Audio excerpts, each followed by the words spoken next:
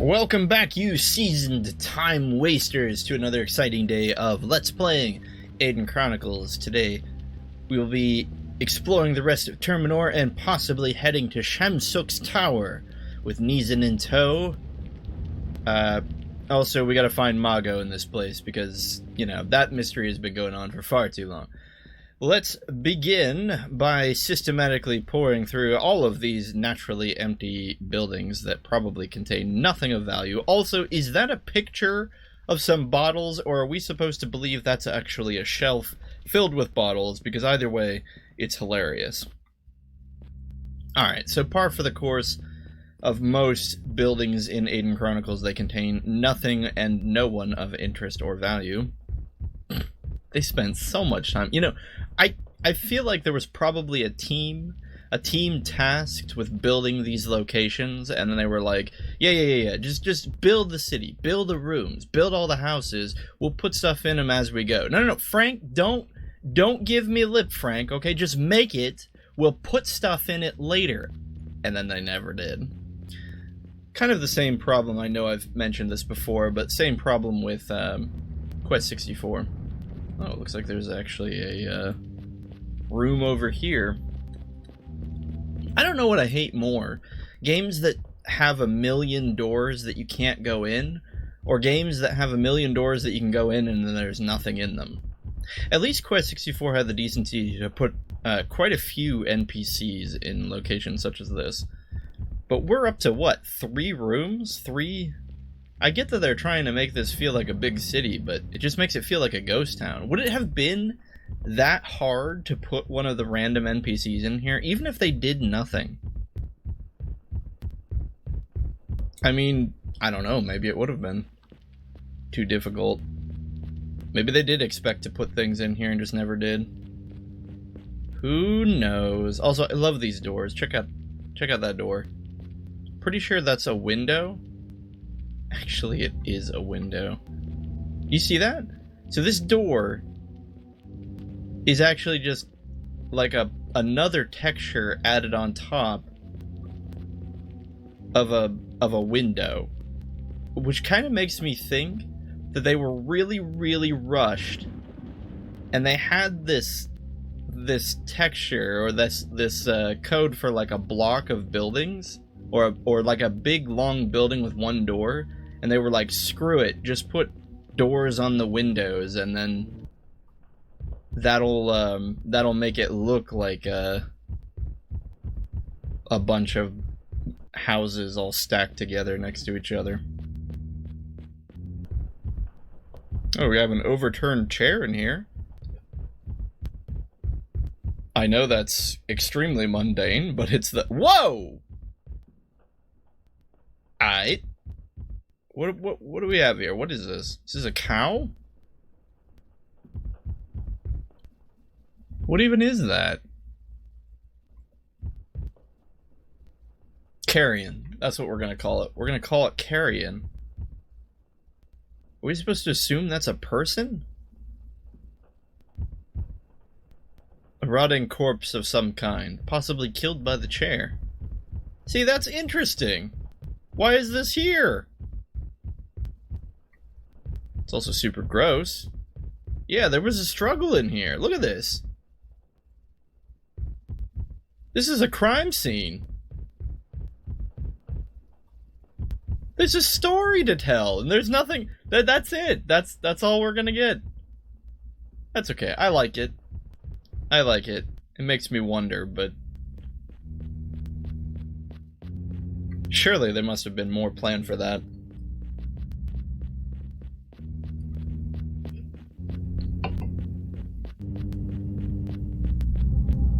This whole area feels a little rushed. Right down to the doors placed over windows, to the tons and tons of rooms with nothing in them. I think we've already checked those barrels. Let's see what this is.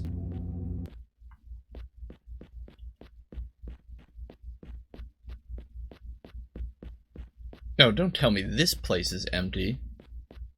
Do you remember, I think it was it Talawalk? It was one of the cities we went into, and it had an empty boathouse. Like, a lot of these buildings are just empty. It's like, look at this. This whole place is just empty. Why is this here? What was supposed to be here? I mean, it seems like this was meant to be a shop of some kind. And that's actually something we're starting to run into in Aidyn Chronicles. I know Tamberlane had a lot of cool gear for us to have. And I'm not going to try and act like, you know, we didn't get some good stuff from him. But did you happen to notice that, like, kind of the new gear we've been getting has started to trail off? And we're not really finding any upgrades or any kind of, like, equipment that changes the way we fight. It's because really about the time you get off Chaos Island, the game sort of stops giving you, like, really good new loot. We already mentioned that the Chaos Shields and the Chaos Robes are kind of the best armor in the game.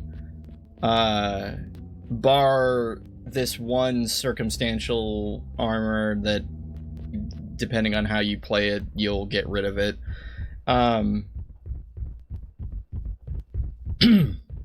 But yeah, it kind of feels like we're starting to reach the point. What is that? Oh gosh, are we... Okay, I got scared there for a second. I thought we were stuck. Okay, at least that looks like a boar's head. So that's less a murder scene and more just like someone's unkempt room. But anyway, so that big room, like even this room, but that big room earlier with the text on the sign out in front of it had potions on the shelf. You know, the one we just entered 2 rooms ago. That one. It seems like there should have been a shopkeeper in there, but maybe they just didn't put one in because they just don't have anything more. Like, they were like, guys, we don't have any new gear to give the player. We could create a shop, but they just sell old stuff. So they just decided to leave it empty. Look at this. Every single one of these buildings is empty. And there's not a good reason for it. Like, we're not in Pome. In fact, these buildings should be filled with refugees. In fact, I think that would be a really easy way to convincingly put basic standard NPCs in these locations, would just be to fill them with refugees and people trying to kick refugees out, and you know, people being like, I have no room, or get out of my house, this isn't a shelter, or other people who are like, oh, I'm taking everyone in.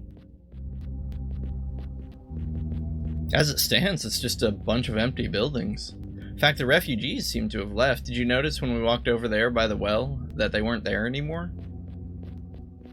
The game engine is clearly capable of processing at least, you know, like 8 or 9 models at a time, based on the fact that when we did come out here and the refugees were in the town center, there were, like, you know, around 8 or 9. Well, plus in battle, it has to render up to 8 models at a time. So it's not like you couldn't just put 8 random NPCs in these houses, even if they all said the same things. It's not like that would have taken up that much space in the code, you would think.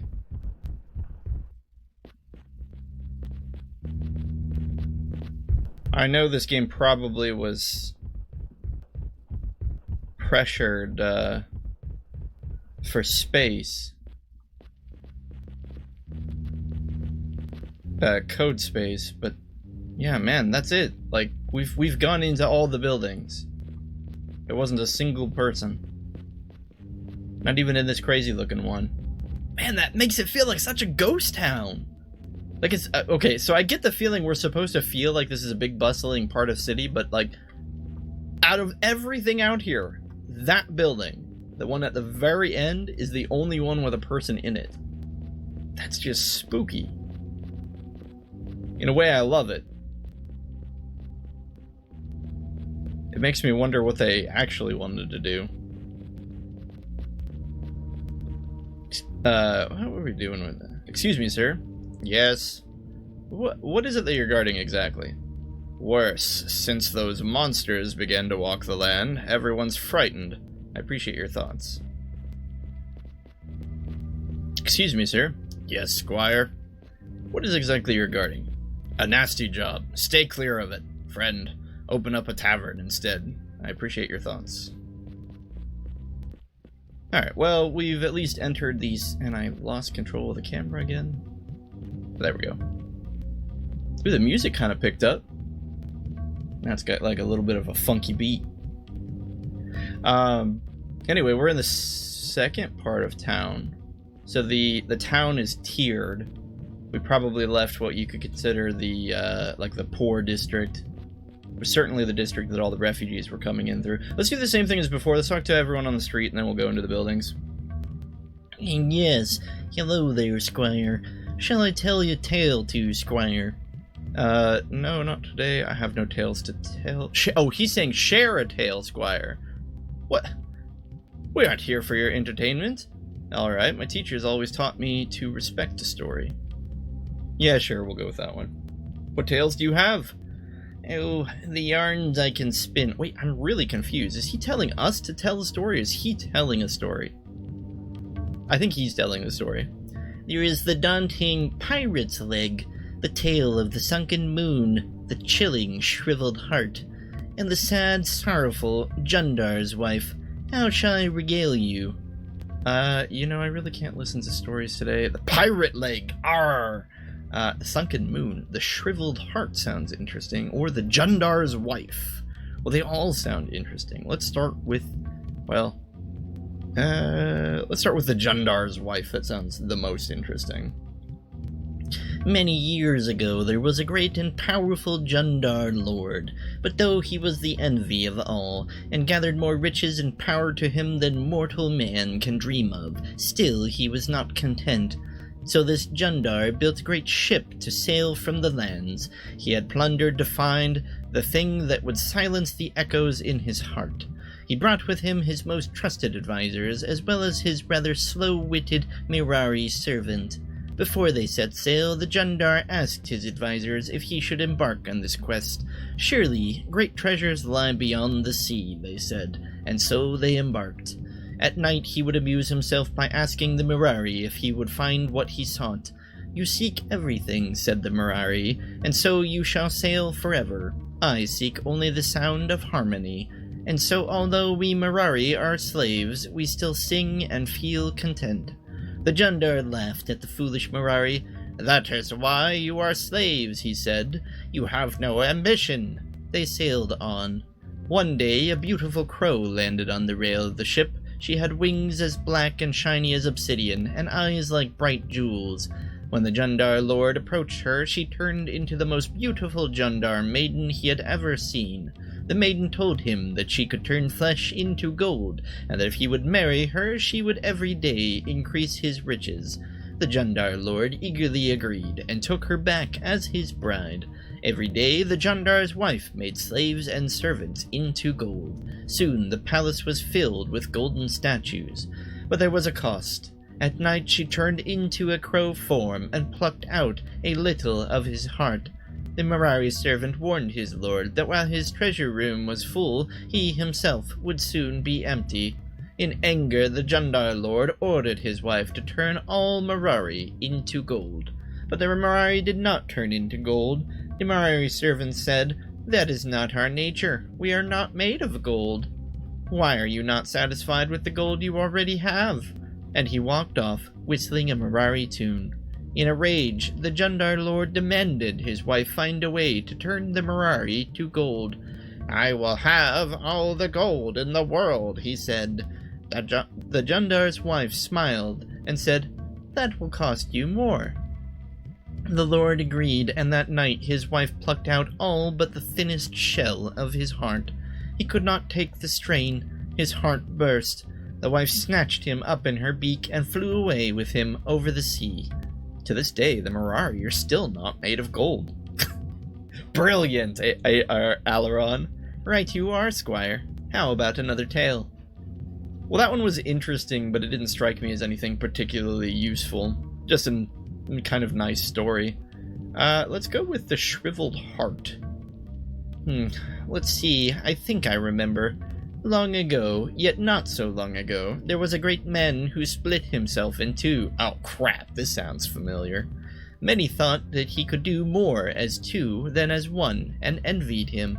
The man became wealthy and strong. His magic was comparable to none, but one day he awoke to find that his other half had slipped away and was gone. The man continued his work, but soon found that he felt no joy in anything he did. Without his soul, he could not truly feel all that he saw, smelled, and touched. Meanwhile, his other half grew wicked and twisted. Unable to see, touch, or smell, his soul grew black and foul, for he had no heart for which to love. The man grew frail and feeble of his mind, no longer caring for things of this world. He withdrew into himself, and as he did, began to lose control of his magic. The ghost creature, however, grew powerful and evil. It began calling itself Elisheva. Elisheva. Okay, got it. Desiring the power to rule, Elisheva formed it for itself a heart made from the brightest ruby. To protect its life, Elisheva placed its essence into the heart. Sounds like frickin' Voldemort. Then he hid it away in an ancient and crumbling tomb in the heart of the wetland. Thus protected, the spirit roamed the night, stealing children and murdering travelers. Every night, Elisheva grew stronger and stronger, and more grim. Yet as it did, the ruby grew darker and more shriveled. Soon the people began to fear the night. They would hide away as the evil spirit roamed the streets, slinking from shadow to shadow, moaning and muttering its evil thoughts. And still the ruby heart grew more and more shriveled. Eventually the man went completely mad. He lost all control of his power, and destroyed great parts of the city you now walk in. The buildings crumbled, and bricks turned to dust. When the man's power finally faded, Elisheva also faded. The heart shriveled to a tiny blackened stone, and the evil spirit faded away. Now the wetlands turned to death, the place we now call the Darkling Bog. Hidden somewhere in that bog is an ancient cemetery containing the tomb where rests the heart. The shriveled heart still contains great power, they say, but some also say Elisheva lives yet, though none have seen it since the catastrophe. Those who roam the swamp for herbs do not stay when night approaches. They say you can hear the creature's moans still. I have no moral to tell here. This story is younger than the rest, but at the same time, older still. But what was Elisheva? Who can say? A spirit? Be wary in Darkling Bog, lest your own heart be shriveled too. Maybe I should find this Elisheva's lair. Wow, Alaron has no fear. He hears this terrifying story about some demon creature who split himself into two and became the spirit of, villainy, and just thinks, I should go find that. Hear a story instead. Let's see here. The Pirate's Leg. Arr! We'll go with that one. A wise choice, Squire. Once there was a pirate who was the terror of the sundering sea, feared by all that plied the shipping lanes. He was fierce and merciless, and with those he captured, he showed no mercy. One day, during an exceptionally daring raid, another sea captain cut off the pirate's leg. No longer able to walk, much less charge his enemies, he fell into a deep, deep depression, and though he had acquired many riches, he still longed for the life of a pirate. Bemoaning his fate, the pirate wished upon a falling star for a new leg. Miraculously, his wish was granted. He received a wooden leg, much like his own, but magic through and through. The magic leg was even better than he'd hoped, and the pirate resumed his career of plunder. For instance, one morning after a particularly rowdy night of carousing, the pirate found himself safe on his ship with no memory of how he got there. The magical leg would walk him home to safety, even if he became unconscious. But soon, the leg grew bored. The life of a pirate was exciting, but the leg wanted to travel and see the world, not just the deck of a ship.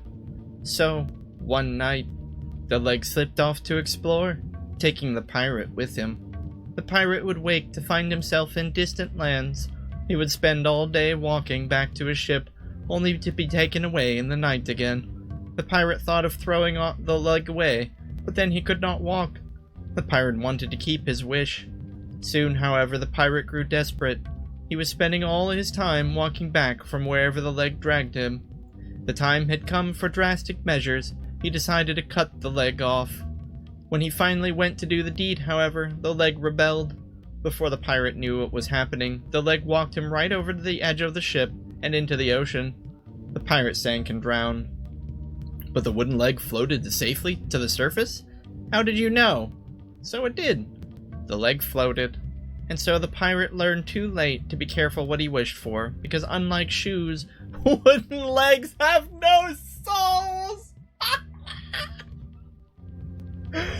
Oh my goodness! He just played us! This guy just played us! Oh my goodness!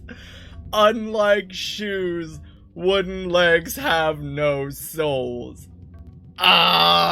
Some writer out there, I hope you're happy with yourself. That's just too good. Right. You look disappointed. Shall I tell you another? I hope this guy has the biggest grin on his face right now. Alright, tell me of the sunken moon. With pleasure. Long ago, a great sorcerer looked up at the night sky and coveted the beautiful moon. He had a great and palatial mansion, many fertile lands, and a mountain of gold that reached to the sky. But none of this was enough? Of course not. Instead, the sorcerer thought, "The moon is so beautiful and shines with such delicious light.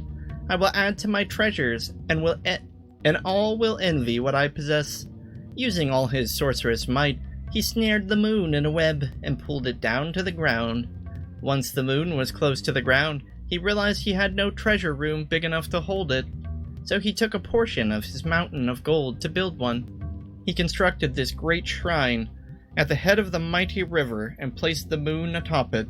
The moon was a great shining jewel for all to see. And the sorcerer's many friends were awestruck and envious until the moon began to sink. Shrine and all, it went right down into the mud. In dismay, the sorcerer spent more of his gold to shore up the foundations of the shrine, and though he slowed the sinking for a time, the moon continued to slip away, lower and lower, until it began to block the river. Now the sorcerer's fertile land was drying out, and he spent his gold again. He built great irrigation systems and aqueducts, but the moon sank lower and blocked the river completely. The land became dry and lifeless. Lower sank the moon, ever lower. The light it shed began to fade as the moon sank into the ground. The sorcerer spent more gold to build mirrors to reflect the light of the moon and keep it bright. But the moon sank lower and lower and cracked the mirrors, and desperately the sorcerer sought to spend more gold to hoist the moon back up. But alas, he had spent all he had. The mountain of gold had dwindled down to a tiny pile of old copper coins. Finally, the moon sunk below the surface and disappeared. Eventually, it fell out the other side and flew back up into the sky again. The sorcerer was ruined, his gold lost, his land dried up, and all his power spent. And after all that he had done, the moon was right back where it was in the beginning. Why? Strong as he was, the sorcerer had never learned one vital lesson. I swear, one vital lesson. I swear, if this guy trolls us again, I am so done. You can't have everything that you see? No. No! The moon is very, very heavy. Are you kidding me?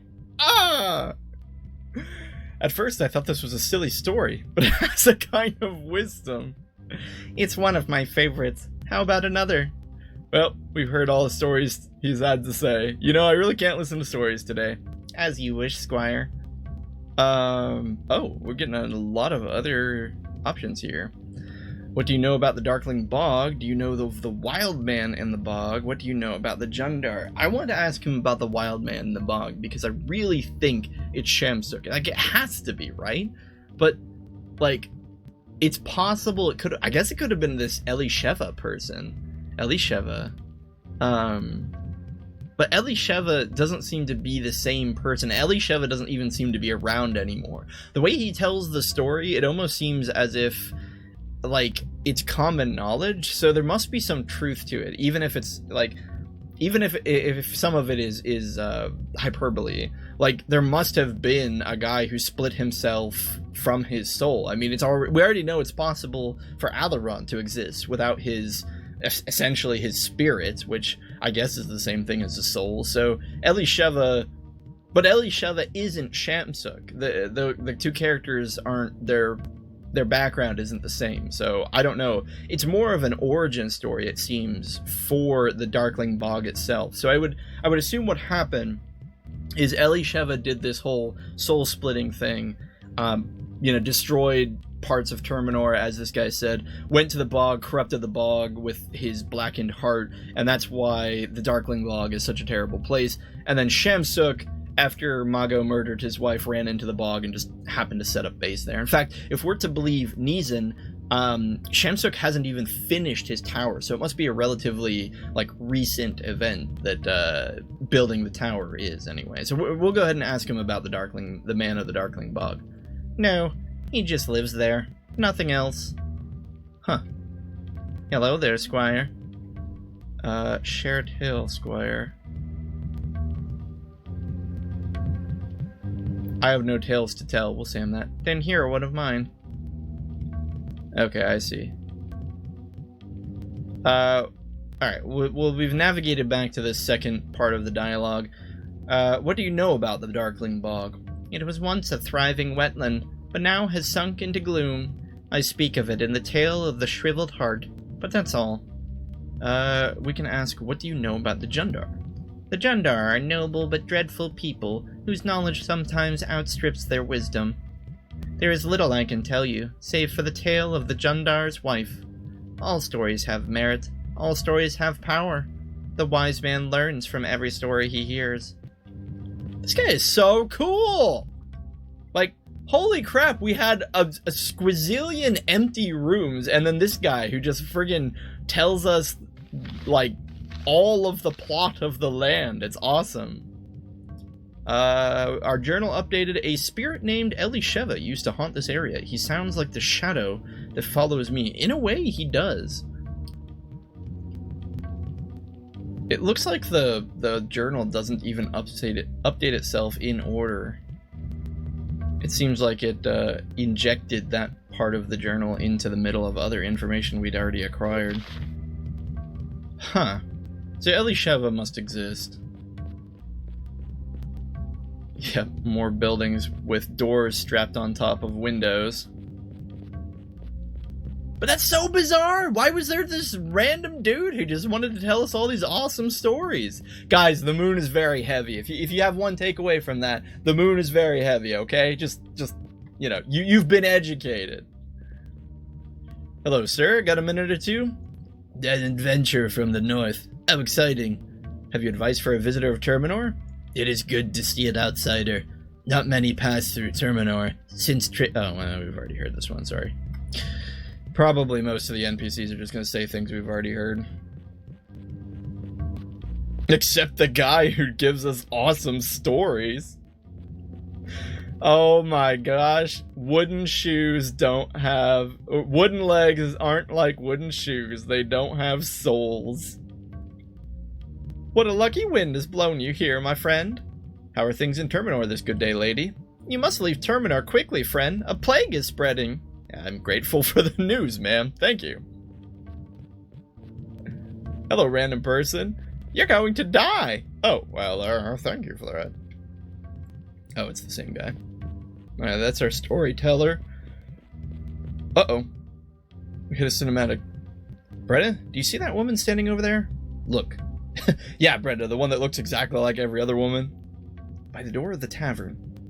I see her. And do you remember that old engraving Sheridan used to show us? Of his mother? Yeah. She was very young in that picture, wasn't she? Remember, the little nose, the slight downturn of her mouth? This one's almost the same. I know so little about the king's past life, before he adopted me, I mean. Didn't Gabriel ever sit you down and tell you stories about Phelan's past glories?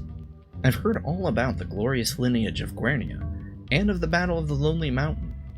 Gabriel spent most of his time trying to stuff me with food from the palace kitchen. Sounds like Gabriel, all right. Phelan missed Boadicea terribly after she died. You've always said that their marriage was more than political. He was trying to bring Terminor into Guernia. Oh, okay, so Phelan really was trying to do a political marriage, but as Alaron just said, it was more than just political. It was probably both. Like, he must have loved Boadicea and saw it as a good opportunity to tie the two kingdoms together. An alliance. When Boadicea died, it fell apart. Good thing one of us has read the books in Guernia's library.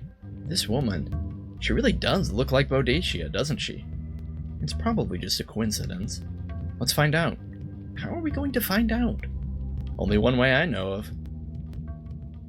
Excuse me, miss. Miss? Whoa! That face.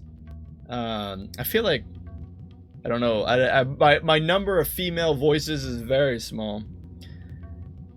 Are you talking to me? I was wondering if you could settle a question. You see, I see by your cheaply dyed garments that you are from Guernia. Therefore, I will thank you not to address me with such informality. Oh, we should have done like a queen voice. Actually, it's not too late. Let's try it. Therefore, I will thank you not to address me with such informality. I didn't mean to offend you. Don't you belong to one of the royal families? There's no need to be rude. I want to know the answer to the question, so we're just going to ask, doesn't she belong to one of the royal families? Indeed I do, yes. My family has great influence in this part of the world. Our history is the stuff of legend. And I am the second cousin, third removed of the fourth daughter of Esmeralda, half-sister to the incomparable Queen of Boadicea, Queen Boadicea. And my poor aunt paid for her curiosity with her life. Discovering your relationship with the king does little to endear you to me. Why would I want to endear myself to you? You know what? Most of the time I'm okay with sucking up to people to get information from them, but this chick is ticking me off. So we're just gonna say, why would I want to endear myself to you? Such casual effrontery! I won't bear it! Come back when you learn how to speak to your betters. How rude. Alright, so it does appear at least that there is a connection. Or rather, it's neat because we're no longer just told Boadicea, or Boadicea, however you say it, comes from Terminor. We have met, apparently, one of her family members. Albeit a distant one. Hello, sir. Got a minute or two? Oh, nice outfit. You from around here? Have you advice for a visitor to Terminor? I've just returned from the House of Mago. The poor imbecile is a testament to the folly of naming magic. Thank you for your hospitality. Hello. Do you have a time for a quick word? Hee-ho. What's up, little man? How are things in Terminor this good day, my lady? I've heard the head of this wizard school... Oh, yeah, we've already heard that one. Alright. That's probably everyone. It seems like Boadicea's third cousin, fourth sister, fifth aunt, twice removed, is not here anymore. So, we'll just start going into some of these buildings.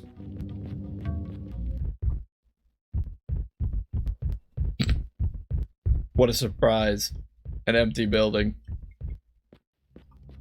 Man, it just sucks because it's like somebody knew how to write setting and plot and lore. Was someone just, oh my goodness, a person. Okay, but I wanted to finish my train of thought. Was someone just really bored when they wrote that storyteller in the middle of the walkway that we found? Like, was some developer just at his wit's end and just like, you know what, screw it, I need to write something fun, and just wrote all of that dialogue? I mean, I don't know.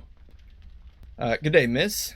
Salutations, Mr. Nice Eyes. Make yourself at home in my humble shop. Tell me what is spoken on the streets of Terminor. Psst, handsome. Can you keep a secret? There are zombies on the loose outside city walls. See them myself. Would you like to buy something or do a little training? Wow, I'm shocked. Someone who actually will sell and train things. So, holy troubadour. Well, troubadour is pretty much a useless skill. But if you wanted it, it's right there. Merchant 4, Lore Master. Wow, Neeson has a Lore Master of 9. Is anyone else on our team? No. Like, for whatever reason, Alaron has a Lore Master of 2. I don't even remember why we did that. Yeah, interesting skills, but not ones we're going to spend points on, so. Moving on. See if she has any gear. What? A harp of Egon. Egon? Egone. Troubadour, +3. I mean, we'll buy 1 just for kicks and giggles. What slot does it equip to, I wonder?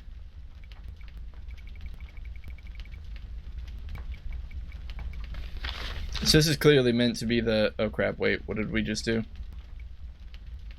What did we lose when we equipped that? Our boots? Are you kidding me? The harp goes in the boot slot? Wait, no. No, our boots are still there. Wait, what did we lose? What do other people have in that slot? Oh, nothing. Oh, that's the wand slot. Okay, let's give Rita the verse naming wand. And we'll give, I don't know, we'll give Brenna Wall of Bones. Oh, she can't. Guess we'll give Neeson Wall of Bones. Cool. Alright, so Alaron has a harp. Heaven knows what that even does. We've got that sweet, sweet +3 troubadour. Aw, yeah. No clue what that does for us. Alrighty, well. So apparently there's a troubadour shop. Or charisma shop, because she also trained diplomacy and troubadour all the way up to 10. Ah, man, this clearly was supposed to be a magic shop, but... alas, no one here to sell us the magics. So sad.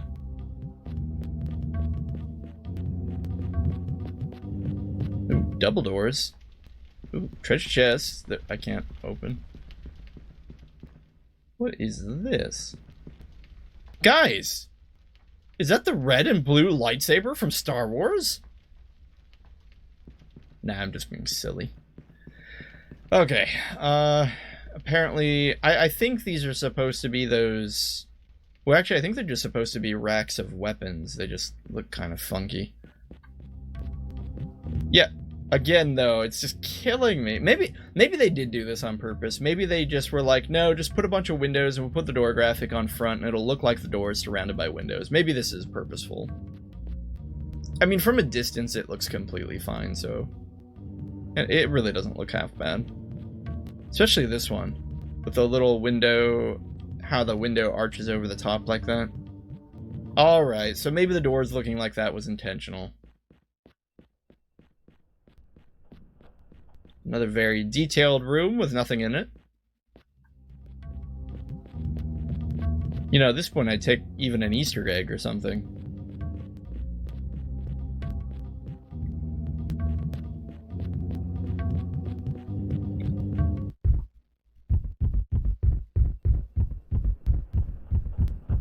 Nothing in here. Apparently every house in Terminor powers their furnace with lava.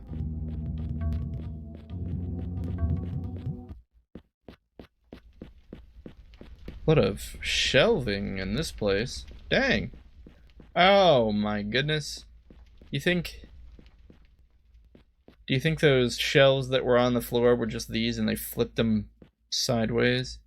I'm looking for the blue lightsabers. I don't see them. Some armor. You know, somebody rigged this armor model. It could be an enemy. Kind of flat on the back, though. I don't think they intended anyone to look back there.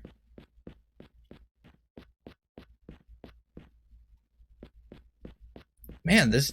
Again, I know I just keep saying it, but I have to keep saying it. It's what the game is presenting to us.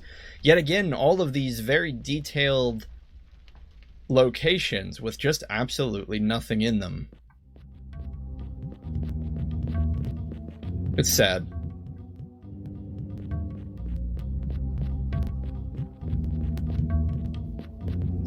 I don't know if I've mentioned it. So you know how sort of Quest 64 happened and then this game happened? There's actually a group of games that THQ makes after Aidyn Chronicles. And it has to be the same team. Again, it has to be the same team as Quest 64 and Aidyn Chronicles, because the graphics look so similar to Aidyn Chronicles. Like, it has to be the same artist team. But it's called the Summoner. Actually, I think it's just called Summoner. I don't think there's any the... Oh, my goodness, another person. But yeah, so there's this...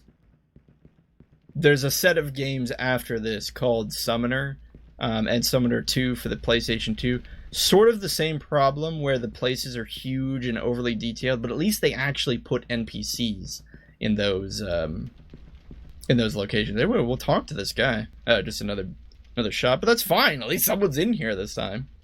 Well, aren't you a splendid sight? What do you call that garment you're wearing? Beautiful. No chance you bought that here in Terminor. How are affairs in Terminor? Very open. You think trade stops everywhere because it stops in Pome? Ridiculous. Do you wish to make a purchase or learn a skill? We'll check a skill. Alchemy 10! Healer 10! Good gravy! Well, we know where we're going if we ever want Alchemy, Healer, or Troubadour. It's definitely these places. Alright, we're gonna make sure that,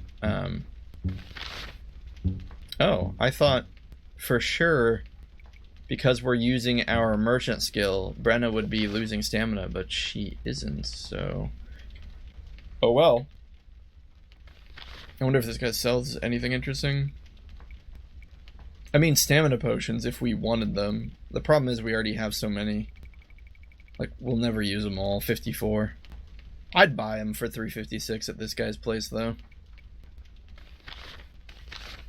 Oh, I forgot. If you push up on the C-stick, you'll get a, like a evaluation.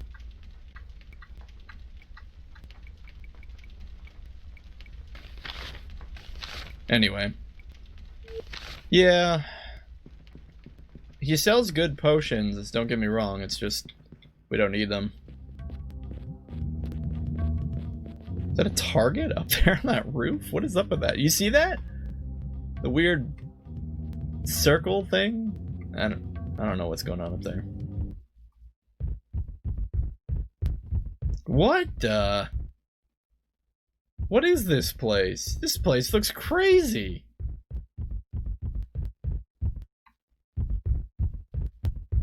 Super weird. I thought at first these were like giant gravestones, but it looks more like some kind of machine or furnace. Are you open for business, sir? Yes, sir. But you don't mind. Let's stick to business, shall we? I've heard all the gossip I can stand for one day. How are affairs in Terminor? There's no news. Calling the spirits of the dead back. You call that news? I'd sooner believe Mago had returned to his senses. Do you wish to make a purchase or learn a skill? Dang. A very high mechanic. Although we already have a mechanic of 10, so we have no need for it. Let's see what he sells. Bow of accuracy? What the monkey's uncle? 100 base hit and 5 dex?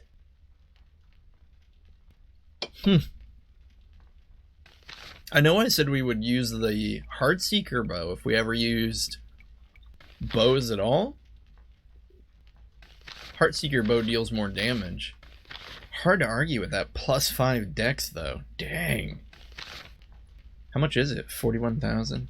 It's not like we have anything else to spend money on. We'll go ahead and buy it.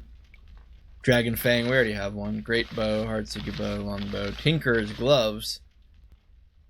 +2 to mechanic and 1 to dex.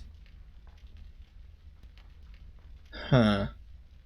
Is anyone using anything? I think everyone has plate gauntlets, don't they? Let's take a look. I'm on the wrong screen. Yeah, plate gauntlet, plate. Everyone's wearing plate for the +2 protection. So what would we get? We could trade +2 protection for +1 dex. I mean, dex is good, but the straight +2 protection is probably better. Especially because it's just 1 point of dex. I think maybe if we got +3, +4 dex, I would do it, definitely, at +4. I don't think +1 would be enough, though.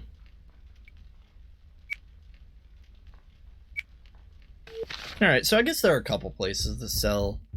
They say sell a couple items. We've gotten a weird harp and a bow of accuracy. You can't say that there was nothing in this town.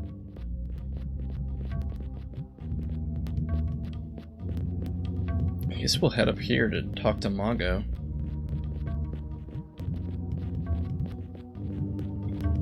I thought I seen... Oh, it's just the same guy. Alright, we'll just keep going. Alright, and here we are in the third section of Terminor. What shall we call this? The Royal District? Hello? Do you have time for a quick word? My, you certainly are handsome enough. How are things in Terminor on this good day, my lady? Stranger, would you call me mad if I told you I'd seen the dead get up and walk? Thank you. No, I would not call you mad, lady. Hello, sir. Got a minute or two? An adventure from Grania. Give advice to leave. Have you advice for a visitor in Terminor? Mago? Oh, sorry. Must have mistaken you for someone else. Thank you. Alright, so got a guy who confuses us with Mago. Well, that's not good. Is it just these two people? We walk so slow. So we got a second part of the city up here. I hear footsteps, but oh, no, there's someone. Hello, do you have time for a quick word? Don't let it be known, but I've always liked you men from the kingdom. Yeah, this is just the same as before. Nice little fountain. Pleasant. Is there anyone up here? Wait, is that it? Yeah, looks like we don't go anywhere else. Just a fountain. Oh, sadness. There's nothing behind the fountain.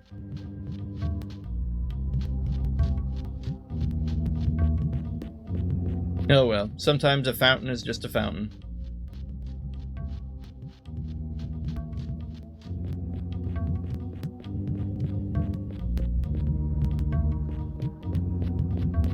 Guess we'll talk to this chick. Who are you? Some kind of foreigner? Can't you see we're visitors? We're looking for Mago. Tamberlane sends us. Interesting. This must be the building that houses Mago. Are we possibly speaking to Mago's wife? Could just say Tamberlane sent us. We'll try to be discreet. From the inn? Why didn't you say so? How is Tamberlane these days? Same as always. He's pretty tired of all the runaround he gets in Terminor. He says to tell you he's very well. Yeah, he totally says that. How nice. What else does Tamberlane say? Tamberlane also says there were days when the people of Terminor helped the people of Grania. So there were. And he said I'd be welcome here. Well, if Tamberlane says all that, then you must be all right. Go ahead, please. I think we just talked our way into talking with Mago. Or not? Is he not here? I've got some stairs going down. A lot of books. A skull? Ominous. Can't really interact with anything. I pity the fool who spent points on Lore Master. There's like never any point in the game where you can use it. A lot of old games have that problem where they have a lot of skills, but some skills the developers think like, ooh, we'll do this really clever skill that, you know, interacts with knowledge or information, and then the game just doesn't use it enough, and so it's practically worthless. I think the original Wasteland for DOS had that problem. Alright, let's go talk to Mago, guys. Exciting stuff. We'll see the shadow of what we may yet become. Or there could just be another empty room. A lot of books. A lot of wizardy looking things. I don't know, these are things that, we're interested in.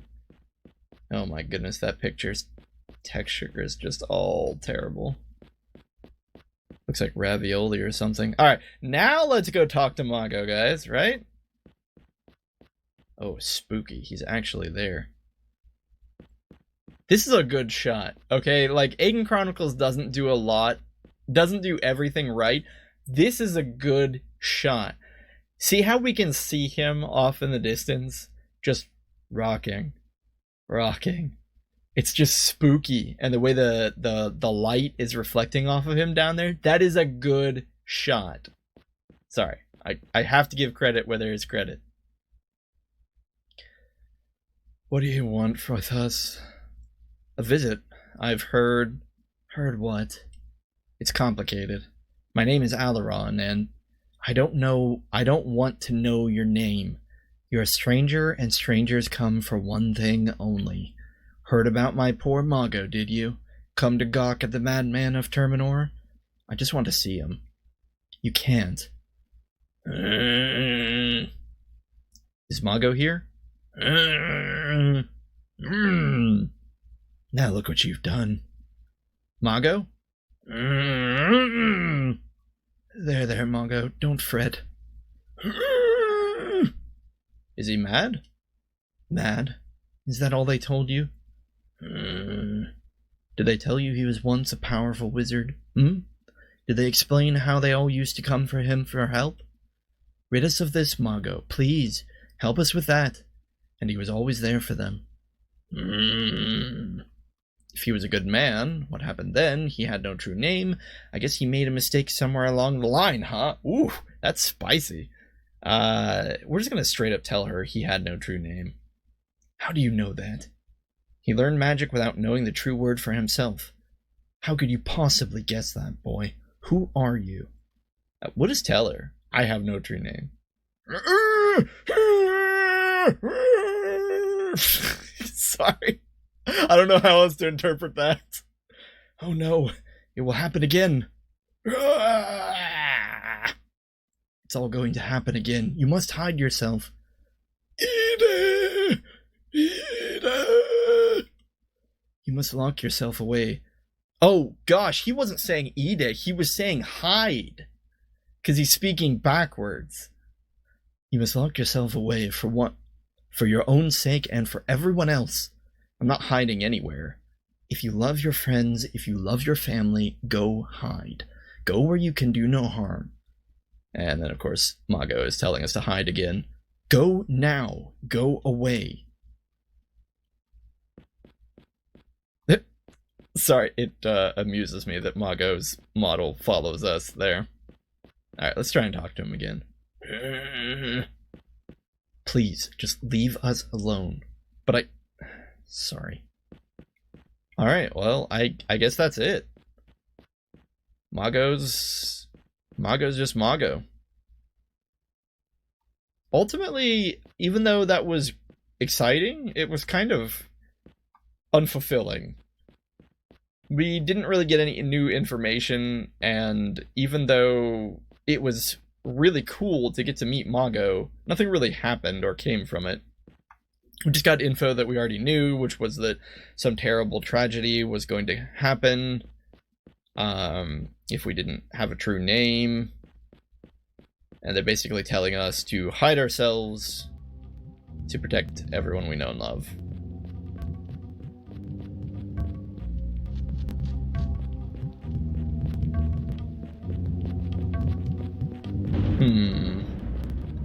Were there really no other rooms to go into? No.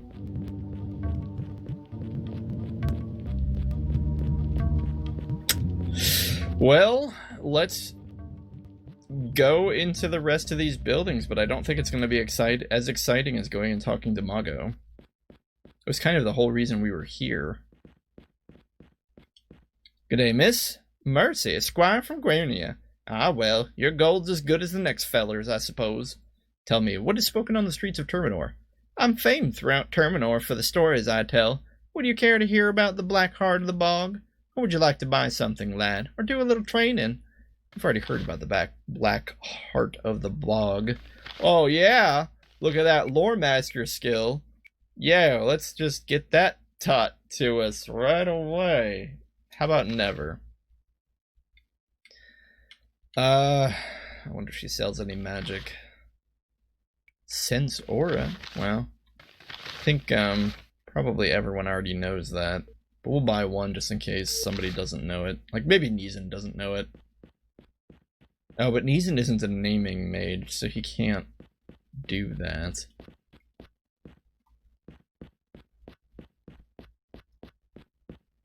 So there's a lot of level 10 skill trainers in Terminor. We're up to 4. That's pretty relevant. Unfortunately, they're for skills that really just don't matter, but at the same on that same token, I don't know what other skill trainers the game could give us that would be relevant that weren't just like Warrior 10, Thief 10, you know, something like really boring like that. I kind of like that there isn't a level 10 trainer to my knowledge for Warrior or Wizard or anything like that. It makes it feel like you have to take the last steps on your own. Plus they do tend to be the most expensive and the most valuable skills to learn. So if they just let you do it through a trainer, I mean, it would just be very advantageous. So I like that you have to pay the last steps yourself. It looks like another troubadour place, but we already ran into the previous troubadour lady, so there's no point. Or rather, what am I trying to say? There's no NPC in here, and even if there was, I don't know what they would sell us.